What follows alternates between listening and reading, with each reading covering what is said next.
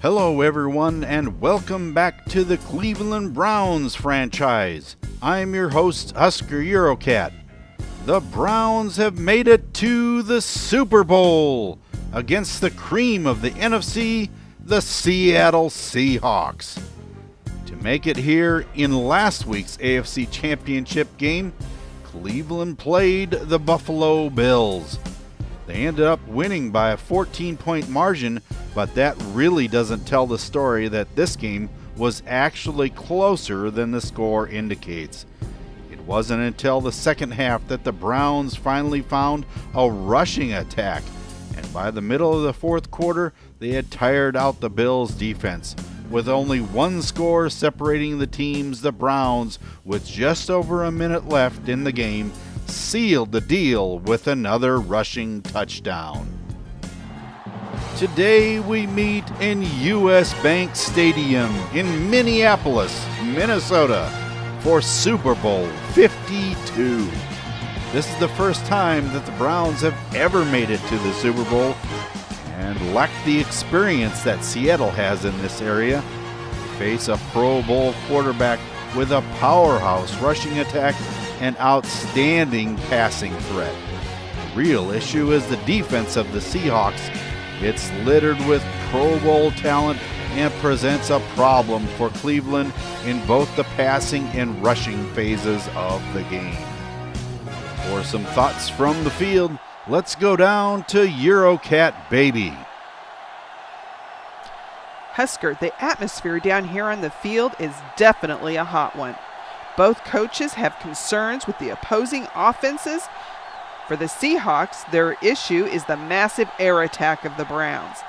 They feel they must contain both Perryman and Hopkins because they know Matt Stafford has a rocket arm and they're sure they'll be tested deep. For the Browns, their concern is not only with Marshawn Lynch and that outstanding rushing attack of the Seahawks, but worry that Russell Wilson's mobility has to be contained. They haven't said much in the way of defenses, but both of them are outstanding. Seattle seems to have a better secondary, on paper anyway, and that will get tested by this passing attack of the Browns.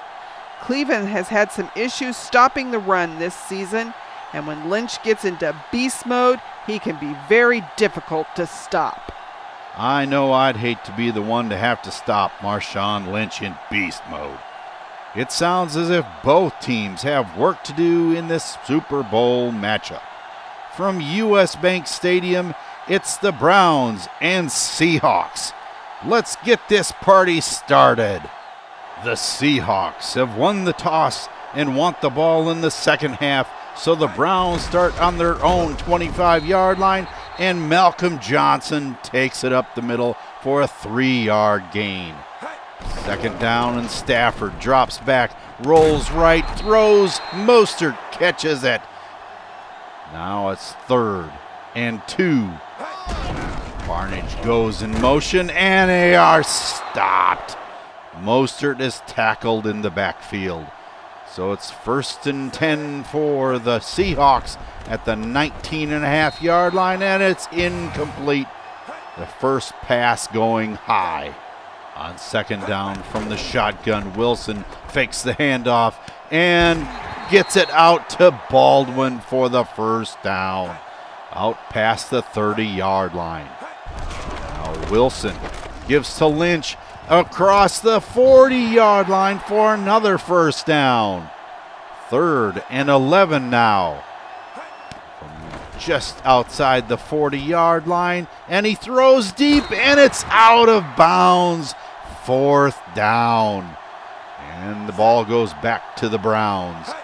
At the 14.5-yard line, it's complete to Barnage across the 20-yard line. Now on 3rd and 2, Stafford drops back, throws long to an all-alone DeAndre Hopkins at the 10. Touchdown, Cleveland.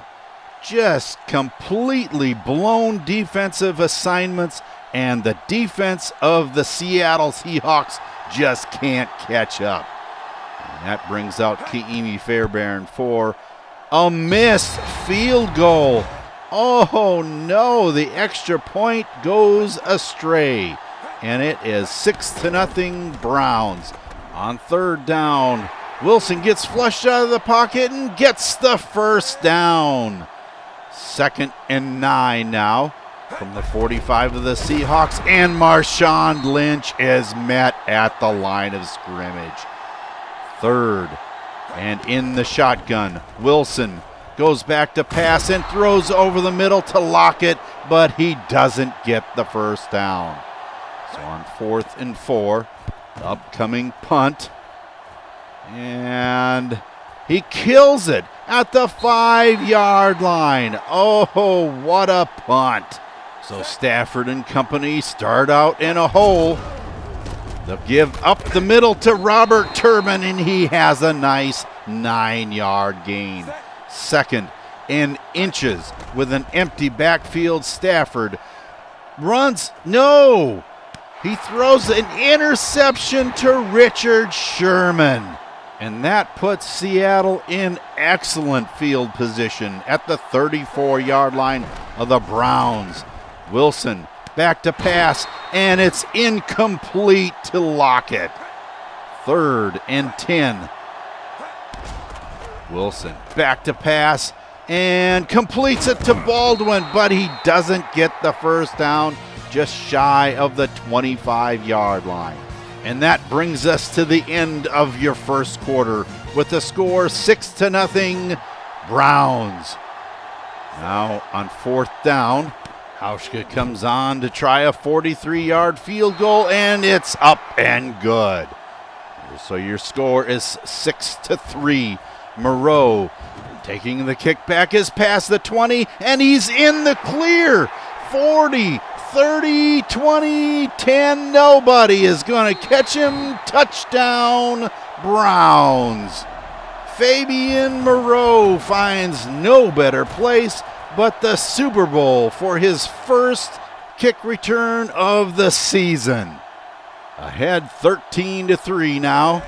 Wilson back to pass, and it completes it to Baldwin over the middle, and he has a first down. Now from the 35, Lynch goes right side and gets another first down out to the 45-yard line. Lynch is the lone back, and Wilson off his back foot completes it to Ricardo Lockett inside the 40 of the Browns. Wilson back to pass again, and it's intercepted by Joe Hayden. Oh, a penalty. A 15-yard face mask on Lockett completes the transaction. Wilson severely underthrows that ball, and with the interception and the ensuing face mask, the Browns have it at the 40-yard line. 2nd and 9. Stafford goes back to pass and completes it to Perriman inside the 45 of Seattle. Now on first down, Malcolm Johnson goes in motion, and it's Mostert with a nice gain down to the 35-yard line. And on 3rd and inches, the give is to Malcolm Johnson. He's up the middle to the 30-yard line and inside for a first down. 3rd and 10. The throw is almost intercepted by Seattle. That brings on Ka'imi Fairbairn for a 46-yard field goal, and it's up, and it's good right through the middle. 16-3. The Browns are on top. Wilson drops back to pass, throws long and complete to Ricardo Lockett for a Seattle first down at the 33-yard line. Wilson hands off to Lynch over the right side, and he's caught in the backfield by Desmond Bryant. 2nd and 12. The handoff to Lynch around the left side, and he has a nice gain inside the 30-yard line. 3rd and 2 yards to go for the first down, and it's complete to Ricardo Lockett inside the 15-yard line. And that brings us down to the 2-minute warning with your score 16-3 Cleveland. from the 13-yard line. And Thomas Rawls in the backfield. The handoff is to Rawls, and he gets inside the 10-yard line for a 7-yard gain. Now from the 6-yard line, Wilson throws complete, and it's Jermaine Kearse inside the end zone for the Seahawks score. Jaron Hosley goes for the interception, misses, and it's touchdown Seattle. 16-10. First and 10 for the Browns at the 25-yard line, and it's complete for a short gain to the 34 for Gary Barnage. Second down, Stafford goes back to pass, rolls to his left, and it throws complete to Benjamin outside the 35 at the 39-yard line. Stafford goes long, and it's intercepted by Jarris Byrd. Stafford is completely off the mark on that one. So on first down from the 33-yard line, Wilson throws complete to Jermaine Kearse, and they're just inside Brown territory. Wilson in the backfield from the shotgun, throws complete to Baldwin and out of bounds for a 7-yard pickup. From the 42, Wilson throws, Baldwin complete inside the 40.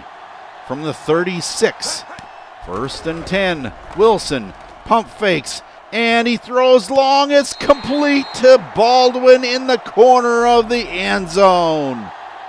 But the booth is going to review this catch. They're not sure whether or not his feet were in bounds or not, and that looks like a catch to me. Joe Hayden just not able to keep up. And what do the officials say? The play stands, and it's a catch. So the Seahawks take the lead 17-16. And the give, no, it's a fake handoff, and he goes long again, incomplete, intended for Brashad Perriman. KJ Wright is down with a shoulder injury. We'll have to get a report on that as it impacts the Seahawks defense. Second down, Stafford throws complete to Perriman. First down at the 37.5. Stafford drops back to pass, and he goes long and hits Brashad Perriman for a touchdown. And it's another score for Perriman as he outruns Jashawn Shedd and scores before the half for the Browns. An extra point try. And what is this, Smith? They're trying a two-pointer, and it failed. So the score at halftime is 22-17. What a first half at the Super Bowl. Looking at the stats, one would suspect a quick strike offense attack of the Browns, and that's been the case. Only 24 yards on the ground and no trips to the red zone have spelled air attack from Cleveland. A 101-yard kick return by rookie Fabian Moreau, along with that passing attack, has put the Browns on top at the half. But the real key is, can they maintain this lead and win with their first trip to the Super Bowl? Welcome back to US Bank Stadium for second half coverage of the Browns versus the Seahawks in Super Bowl 52. It's been a fun first half, and we're looking forward to more here in the second. For some coaches' comments, let's take it down to the sideline with Eurocat Baby. First of all, I'm sure that Seattle fans can breathe a little easier knowing that starting right outside linebacker KJ Wright, that went out with the left shoulder injury earlier, bruised it pretty bad when he fell awkwardly on it, but that isn't going to keep him out of this game. He'll be back in the second half. As far as the coaches are concerned, Coach Carroll said that while he was pleased with the offensive performance in the first half, he said the defense needs a little help. He knew that the secondary would be tested deep, so he isn't surprised by the Browns' success in that area. but they've made some changes to give some help to that taxed secondary. He said that if the offense can keep putting up points and he can get the defense corrected, they have a chance to make a comeback. I asked Coach Bettini if he thought that his team was getting into a quick strike mentality, and he agreed that it seemed that the deep passing attack of the Browns was working out pretty well. He wants to see more ball control, though, and that means running the ball better. He feels that if the O-line can execute their blocks a little better, that could open up the run with some holes for the running backs. It will be interesting to see if the Browns can generate some kind of running attack against these Seahawks. The Seahawks have it first to start out the second half from the 25-yard line. Wilson hands off to Lynch, and he's up the middle, and he's running hard across the 30-yard line. 6-yard gain on the run. Now on second down, Wilson throws out to Ricardo Lockett, and he has a first down with lots of room out to the 50-yard line. With Rawls in the backfield in the counter to the left side, he goes over the 45-yard line of the Browns for a 7-yard gain.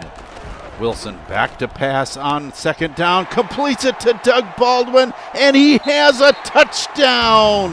Seahawks. Once again, Joe Hayden is out of position, and the speed of Doug Baldwin takes him into the end zone for his second touchdown of the day. That puts the Seahawks up by a point, 23-22. And Mostert takes it on a counter to the left side, and he's across the 35-yard line for a first down. 36. Mostert up the middle, and another first down across the 45. Now on 3rd and 7. Stafford goes back and drifts to the right side, throws long, and it's complete to DeAndre Hopkins for a first down. Out of bounds at the 18-yard line for the Browns' first trip to the red zone on the day. Now with Barnage in motion. Stafford gives off to Raheem Mostert, and he's inside the 15-yard line. 2nd and 5. Malcolm Johnson in motion, and Turbin is inside the 10 for a first down. 2nd and goal now. Stafford is caught in the backfield, sacked by Jesse Williams.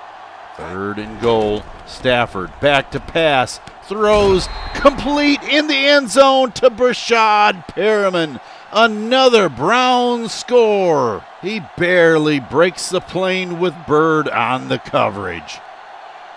And the Browns are going to go for 2. Mostert in the backfield, and he powers his way into the end zone. The Browns take back the lead 30-23. Wilson back to pass, complete over the middle to Lockett. 2nd and 2. Wilson in the shotgun, throws complete to Curse for a first down at the 30-yard line.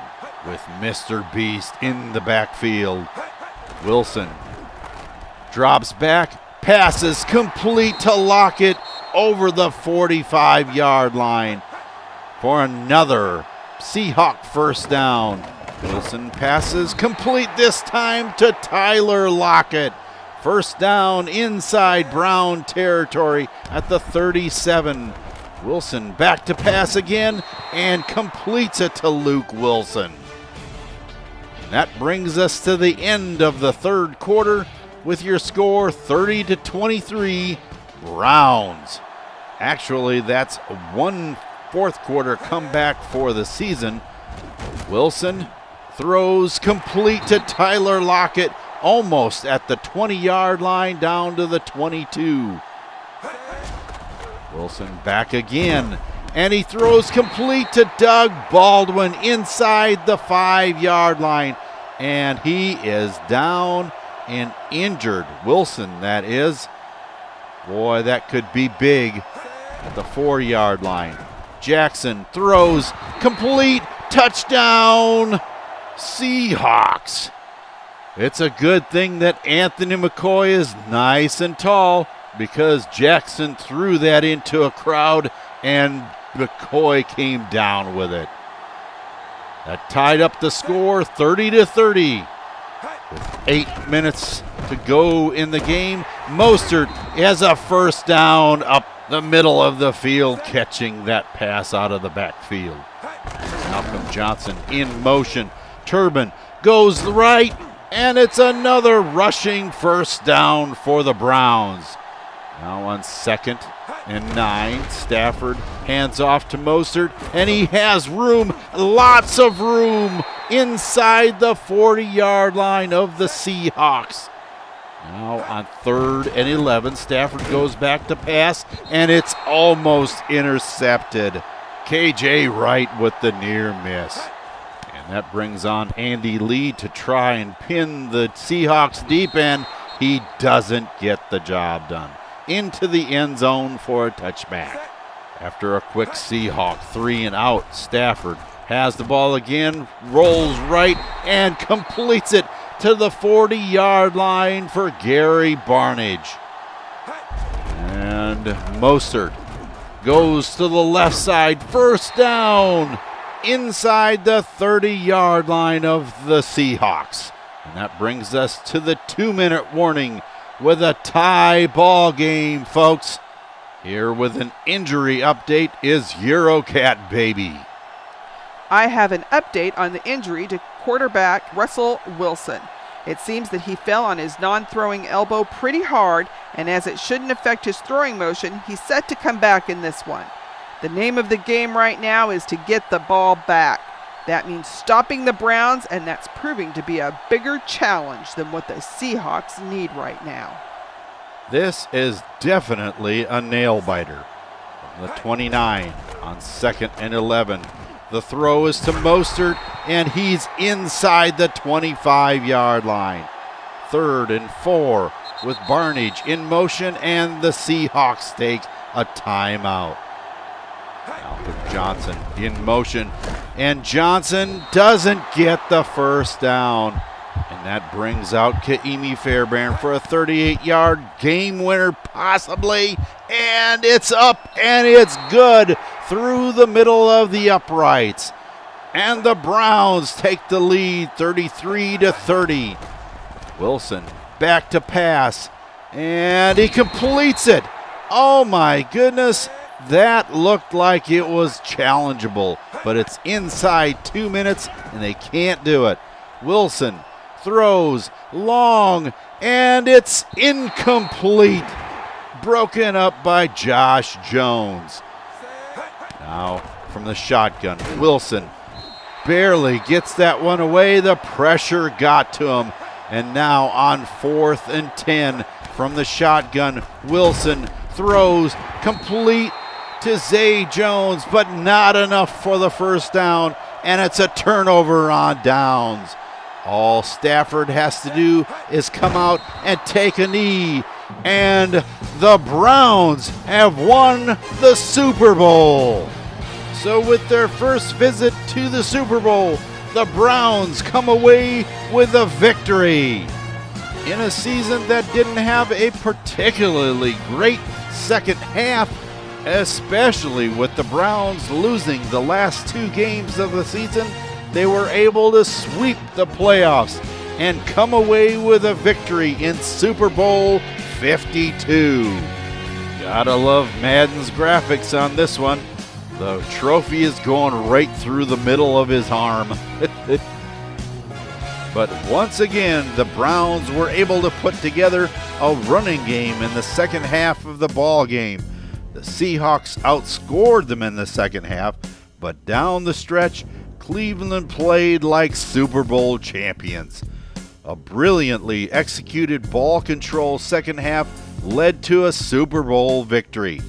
The defense came up big at the end of the game to force a failed 4th down conversion that sealed the game for the Browns. The Seahawks had the advantage in almost every category, but evidence of what happened in the second half is the time of possession numbers. In the first half, the Seahawks did a good job of keeping it out of the hands of the Brown offense, but look what happened in the second half.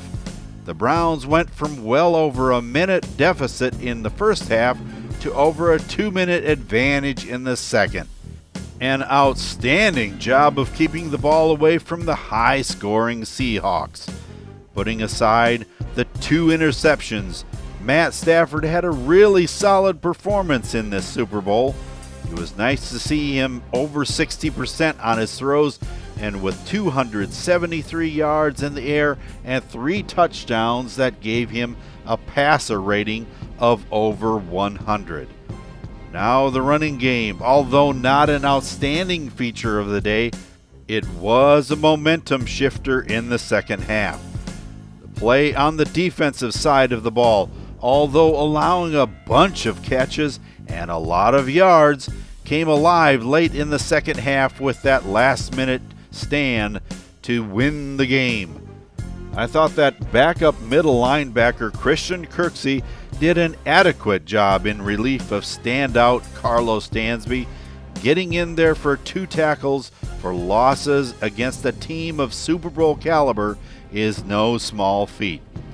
The game-winning field goal had to be nerve-wracking for second-year and Pro Bowler Ka'imi Fairbairn.